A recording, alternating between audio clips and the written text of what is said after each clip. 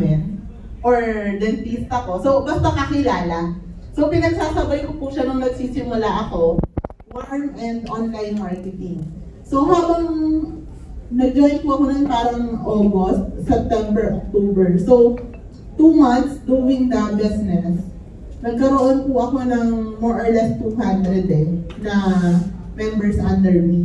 So, since part-timer ako, may mga attention and like mga support na kailangan yung mga part-timers ko. Therefore, I decided to do the business full-time. So, it's my personal decision din po na gawin yung business full-time. So, yun, kumbaga, baka feeling lang ng asawa ko, no, na influence niya. Pero sa totoo lang po, nung nagsisimula po kami, tinatago niya po na drop out siya. Kasi nga po, din-sinister ako ng time na yun. So parang feeling niya, pag nalaman ko na drop out student siya, baka hindi ako ganun sumunod sa kung ano yung ituturo niya sa akin. Pero ako naman, parang ang mindset ko kasi noon, kumikita po kasi siya noon minimum 6,000 to 9,000 per week Tapos parang nasa around 21 years old siya noon. So sabi ko, nung time na yun, wala na akong pakialam sa grades. Ang pakialam ko po that time is yung parang fulfillment ko din sa sarili ko. Kasi na-experience ko syempre normally pag nag-aaral ka mabuti, may medal, right? May award, may certificate of recognition, ganon. Pero parang hindi ako ganon kasaya. So may ganon po akong na-experience nung estudyante ako. Pero ewan ko lang po sa iba. Kasi yung magkakaiba po kasi tayo ng fulfillment sa sarili right? Yung iba, pag yung magulang mo, high honor ka, tuwang-tuwa talagang kung OFW yung parents mo, uuwi pa yan para siya yung magsabit ng medal. Ako po hindi. Then sinister ako, actually sa elementary and high school achiever po ako even nung nag-college. Ito po good news, never umattend yung magulang ko sa graduation ko. Diba? Pero okay lang, kasi sabi ko nga, hindi naman sa akin factor yan. Actually, nung gumraduate po ako ng college, ang umattend po sa stage is yung mother po ni Seller. Ang umattend sa kanya, yung father naman niya. O diba, hindi pa rin umattend yung mama ko.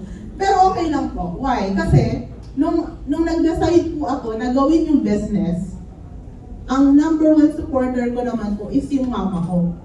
So, doon mo makikita na even yung mother ko, alam niya kung ano yung career na gusto ko talagang pasukin. Kaya sabi ko sa sarili ko noon, when I discovered this kind of concept, gagawin ko yung best ko kasi ayaw kong i-turn down yung nag-iisang tao na nagtitiwala sa akin. Alright? So, katulad yan, I know every one of you, while doing the business, or kung ikaw nagsisimula ka ngayon, maraming mga tao na nagsasabi or maraming rejection kang na-encounter, right? Yes. Marami yan. Even like mga tao na hindi mo naman inaano. Diba? Kumbaga, nalaman lang na nasa gantong business ka, biglang naging big deal naman sa kanila, hindi mo naman close. Right? So may mga ganun po talaga kayong na-encounter. Pero hayaan niya lang, di ba? Okay lang yun. Huwag kayong mag-focus sa kanila. Ako po, nung nag-i-start, is ang focus ko po talaga, aside sa business, is doon sa tao na nagtitiwala sa akin. Kaibigan ko man yan, magulang ko man yan, kapatid ko man yan, or partner ko man yan. Basta, kasi sobrang importante po ng foundation ng motivation nyo and ng moral nyo. So, yun po yung isang pinaka-importante sa business. So, kung meron po kayong mga experience like ngayon, wag nyo po masyadong personalin. Diba? Yan po ay pwedeng halimbawa, sinabi na, ay yung business na yan, yan yung pyramiding Kapag may mga ganun po kayo naririnig, normally, hindi ko naman po totally sinasawalang bahala. Ang ginagawa ko po kasi dyan, every time na may naririnig ako, kino-convert ko siya as parang way ko para mas matuto pa. So, nakarinig ako na sinasabi, ay pyramiding yan Ngayon, anong ginawa ko? Inaral ko hanggang kasulok-sulukan ng business para mapatunayan ko na hindi pyramiding ang business. Ngayon naman yung sinabi, yung mga ganyang klaseng hindi naman magtatagal So ngayon, paano mo na sasagutin yung mga ganyang klaseng objection? Aaralin mo.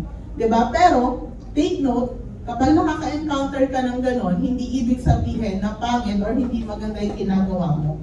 It's just, kumaga pwedeng it's a sign na ikaw, mas lalo mo pang pag-igihan or pagbutihan kung papaano mo mas ma-deliver yung business concept na meron ka. Nakukuha po? Yes. Ayan siya. So, bilang mga bagong neopreneurs, and majority of you, for sure nasabi na ni Mentor Seller, na tayo po ay mga early adopters. Sabihin mo nga sa sarili mo, I'm early adopters. Naniniwala naman po kayo. Pag sinabing early adopters, ito po yung mga tao na kahit hindi pa perfect yung system, hindi pa perfect yung concept, kahit hindi mo pa alam, pero you have the initiative na aralin, di ba? Na trabahuhin, even though hindi pa perfect. Di ba? So, ito po yung tipo, at actually, ito sila yung mga totoong pioneering. Kasi, pag sinabi pong pioneering, sila yung sumali nung simula at humataw hanggang momentum. Okay? Pero hindi po ito yung mga tao, hindi ka early adopters kung sumali ka ng pioneer, pero nag-stop ka naman to work out the business, tapos saka ka lang ulit nagparamdam ng momentum. Okay? Magkaiba po yun. And that's also the reason kung bakit merong two kinds ng tao na nagsasabi na ano yan eh, hindi naman totoo na kapag sumali ka dyan, kikita ka eh. Ngayon, pag tinanong mo sila, pwedeng nauna sila or gantong year sila sumali sa network marketing industry. But, if you will ask another question, if work out ba nila, hindi naman yung sagot.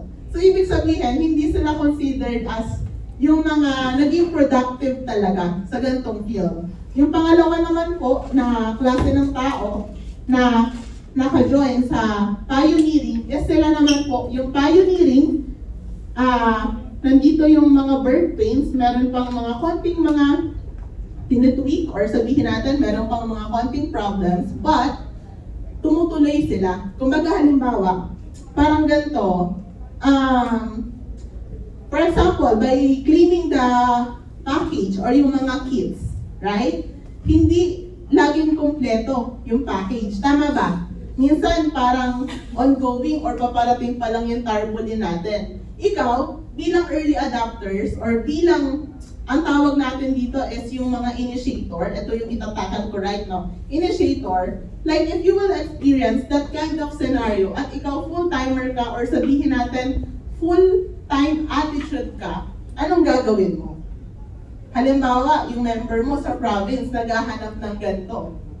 Diba? So what will you do? So doon po nagmamatter, ikaw Ma'am Jelina, ano gagawin mo pag ganon? Actually, there are times po na kailangan na kumbaga urgent, kailangan na ng tarpaulin. Alam niyo po ginawa ko? Ako yung nagpagawa ng sarili kong tarpaulin para lang may maipadala ko doon.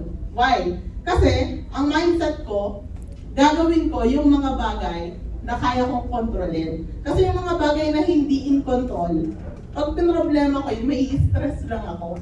So ano yung mga bagay na kaya kong gawin? Actually, one of the best principle na tinuro ng asawa ko sa akin, nung time na babalik ako sa hataw, is hindi mo kailangan magsimula kung paano ka nag-hustle before or kung paano ka humahataw. Gawin mo lang kung ano yung kaya mong hakbangan ngayon.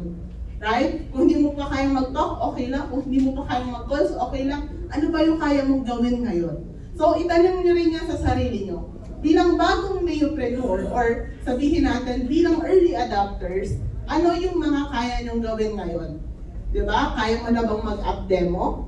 Kaya mo na bang mag-elevated pitch? Sino dito familiar sa elevated pitch? Ayun, yung iba, diba? So, yung mga may alam, i-share nyo na lang sa hindi pa alam kung ano yung elevated pitch. But, ito yung somehow like mga 30 seconds to 1 minute na kaya mo explain yung pinaka-summary ng business concept na meron ka. Just like for example, bumili ako sa potato corner. Habang niluluto yung french fries, chika-chika ko si ate. So sabihin natin, meron lang ako 1 minute to share the opportunity. I-share ko yung business concept. Hanggang sa ate, ano nga ulit yung Facebook mo? O chat-chat tayo. May prospect na ako. Right? So actually, sobrang daming way para ma-expand mo yung business mo. But, the question is, are you willing to be creative? And kapag naisip mo, ginagawa mo ba? Kasi ako po, madali ligo, sabihin natin, nakaupo ko sa trono ko, diba, even kung nagpapa-breastfeed ako sa baby ko, pag may naisip po ako na idea, nilalagay ko po yun agad sa notes ko. And sabi nila, ang tanging paraan para ma-retain sa utak mo yung bagong knowledge na nalaman mo is to teach. Ituro mo agad. And alam po yan ng mga full-timers ng team natin. Na pag meron akong bago, nangangalampag ako, sinishare ko talaga sa kanila. Or kung hindi man, naririnig nila na ina-apply ko na. So ganun din, o halimbawa, alam mo na mag-app demo, right? Pag uwi mo, pag practicean mo yung asawa mo, yung kapatid mo, ganito yan.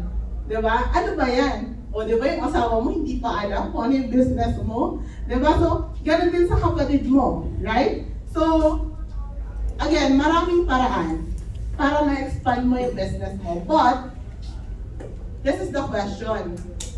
Isa ka ba sa mga initiator sa stage ng company natin right now? Ma'am Jolina, ano ba yung initiator? Diba? Ito normally yung mga operator or neopreneur natin na nasa isang city or nasa isang area na hindi sila pumapayag na nag-join lang sila. Sila yung nag-join, pero ang mindset nila, sasakupin ko tong lugar na to. Diba? Kung ganun ka, initiator ka. So, meron akong naka-list down ng mga traits ng pagiging initiator. Gusto niyo bang malaman kung ano yung tatlo na to? Yes! Ayun. Actually, nireview ko to kanina habang on the way ako. Ayun. First, traits of being an initiator. Sabi dito, initiators steer with a clear destination in mind. So, kailangan, ikaw bilang initiator, malinaw sa'yo kung saan ka papunta. Hindi pa uwi hindi sa bahay nyo dito sa business. Diba? Ikaw nag-join ka, operator ka, alam mo ba kung saan papunta? Alam mo ba kung magkano ang kaya mong kitain 1 year, 2 years, 3 years from now? Alam mo na ba kung ilang service provider ang target mo ma-register? Alam mo na ba kung gaano kadaming operator ang i-goal mo na maging part ng organization mo? So, kailangan malinaw sa'yo. Parang ganito, nung time po na hinihit ko itong iPhone, given my MacBook, and yung sa mga iba pang company incentives, lagi po akong merong monitoring sheet. Kasi kailangan alam ko kung nasaan, kung nasang part ng journey na ako, at alam ko kung ano yung dulo ng journey na yon. Hindi po tayo, ang initiator, hindi po ito parang suntok sa hangin lang. Okay na, ay parang trip ko gawin yung business ngayon. The other day ay parang hindi. The other day ay parang hindi ulit. Pag after 4 days, saka lang ulit, pag meron lang nag-inquire. Hindi po ganun. Ang initiator, pag walang nag-inquire, halimbawa, lumipas na po yung 2 araw, parang feeling nyo walang progress, ikaw yung magkakaroon ng initiative. Diba? Ikaw yung gagawa ng paraan para magkaroon ka ng kakausapin. Hindi yung kakausapin mo, ang aantayin mo na lumapit sa'yo. Kasi if you're waiting for the prospect na mag-message sa inyo, isa lang ibig sabihin nun, inaantay mo lang din yung cheque mo. Inaantay mo lang din yung pangarap mo. At ang pangarap at income, hindi inaantay, inaabot. Right? Yes. Pangalawang traits. Ay, hindi po ako nananakit Okay, wait. Iba dyan, sobrang putok sa akin yung mga mata. Jolina, sobra ka na.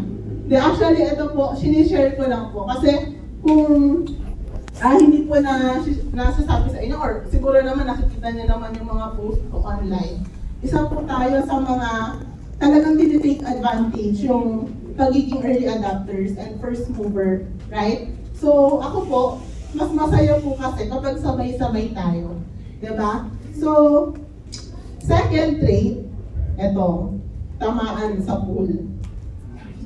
Pero kung hindi mo maintindihan, pa-translate mo na lang sa katabi mo. Ayan, initiators don't just talk. They take action. Ulitin ko. Initiators don't just talk. They take action. Parang ganito. Nag-usap kayo ng mentor mo, nag-goal setting kayo. Sabi ng mentor mo, Game? Kaya? Ganon, pagtulungan natin. Umuo ka, di ba? 2 days, 3 days after, hindi ka na ngayon makontak, sin-sin ka na lang. Di ba? So, dito, sa totoo lang po, madali lang naman kasing magsabi na gagawin mo, pero mahirap panindigan. And dito po, sa part ng organization natin, ako po, mas favorite ko yung hindi nagyayabang pero tinatrabaho. Diba? Kasi mas mahirap yun eh. Actually, masakit yung tenga ko pag sa mga mayayabang eh. Diba? To tell you honestly, kapag meron pong mayabang under me, na okay, hina-high blood ako kahit low blood po ako eh.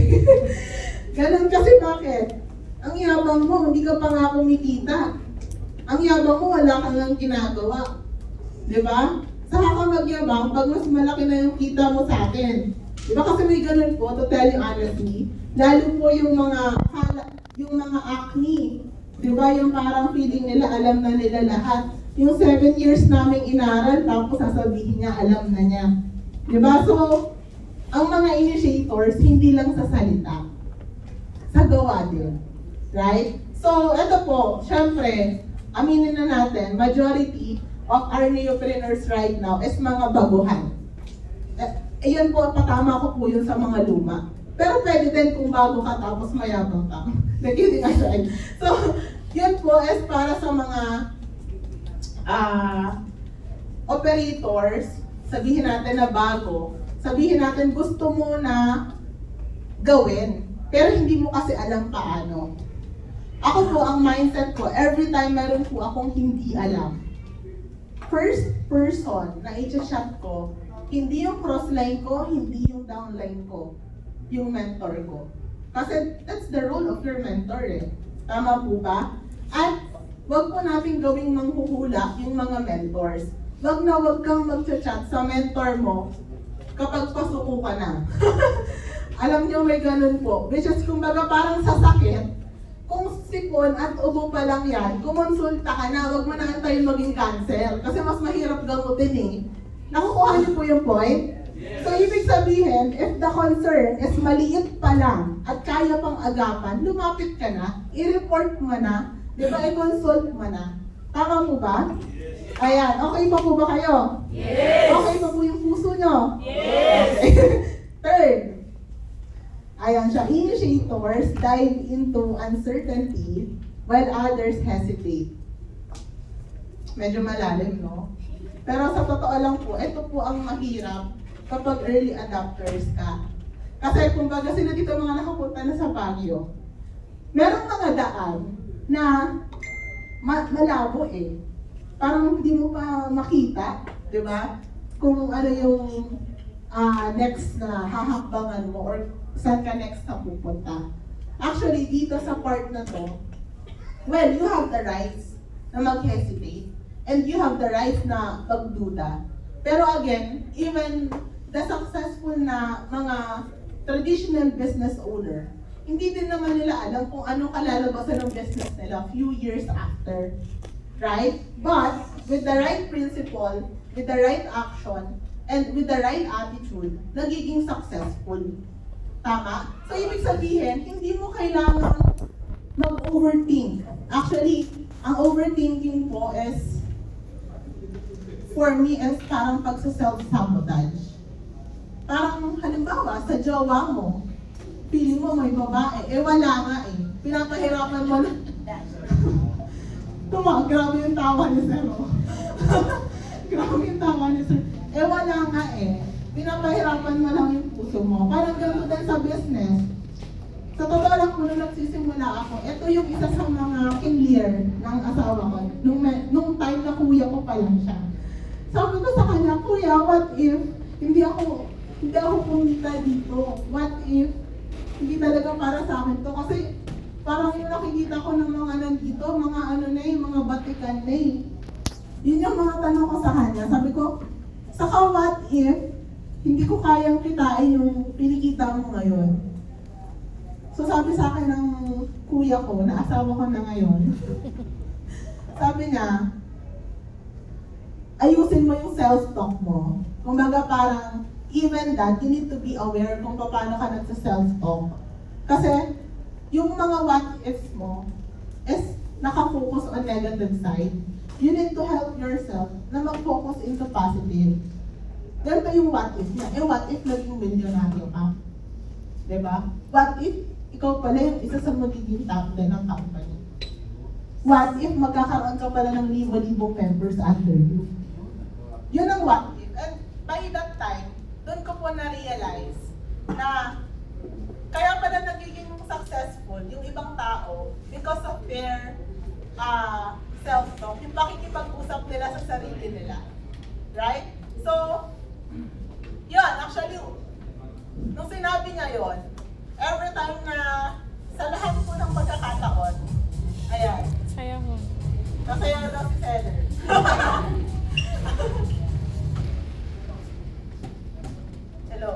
Hello, ayan, meron na ulit.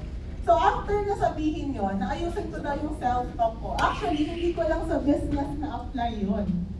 Even sa relationship namin din, yung mga what ifs na yan. Diba? Actually, nakakatulong din yun, lalo sa may mga jowa, sa may mga asawa.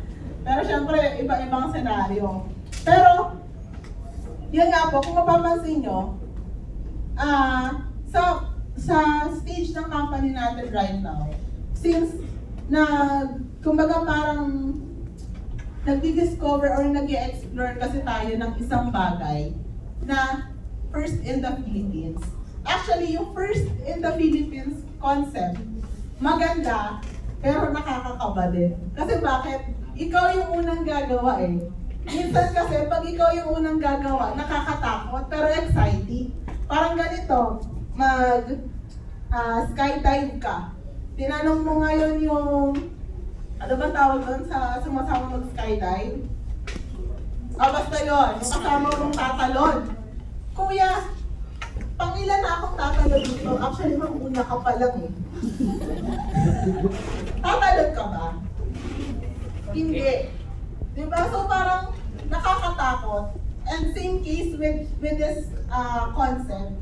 Tatanungin mo yung sarili mo, may naging milyonaryo na ba dito? Actually, yun nga yung maganda eh. Halos sabay-sabay tayo na nag-road to millions. You have the opportunity sumabay. You have the opportunity na maging initiator. You have the opportunity na panindigan yung pagiging early adopters mo. But the question is, tinatrabaho mo ba? Hinahataw mo ba? Kasi again, sabi nga nila, lahat gusto, pero hindi lahat willing gawin para makuha yung gusto mo na yun. So my question to you guys is, gusto mo ba? Yes! Second question, willing ka ba? Yes!